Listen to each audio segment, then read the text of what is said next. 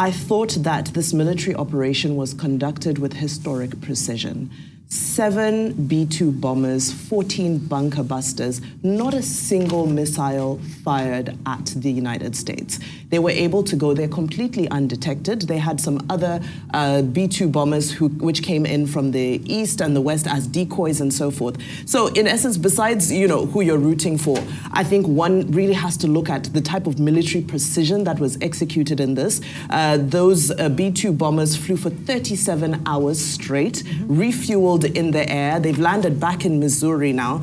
So for people like me who are junkies for precision and just things being done impeccably, in terms of military operations, this is ultimately, historically, will go down as one of the most precise military operations. Of course, now there are stories about saying that Iran may have, of course, preemptively moved some of their nuclear projects out of areas like Fordo. There was some truck activity that was seen and so forth. So it's yet to be determined what the real impact in terms of the nuclear projects itself is concerned, although we know that the sites themselves experienced, of course, significant damage. But now, when we speak of this issue, I think it's very important for us not to omit what happened on the 7th of October.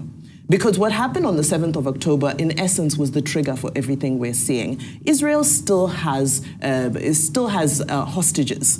And we know that October 7 was conducted by Hamas. And Hamas takes their instruction directly from Tehran, from Iran. So that takes us to the axis of resistance. Now, in all of this, we've seen Israel has systemically attacked the axis of resistance. Those are Iran's proxies, Iran's terrorist proxies that they use to try and terrorize and destabilize this region. Hezbollah is down, they haven't been able to respond. Hamas is down, they haven't been able to respond. Syria's had a regime change, they're not responding. There's a number of other groups, but the Houthis as well have decided to stay out of it. Iran is isolated. So I think it's also important for us to ask ourselves, why is it, besides the ones who've had their power somewhat waned by this sustained offensive from Israel in response to what happened on October 7, we also need to ask ourselves, what is happening with people standing with Iran? Iran is really lonely at the moment. Of course, there's reports that they want to restrict the Strait of Hormuz.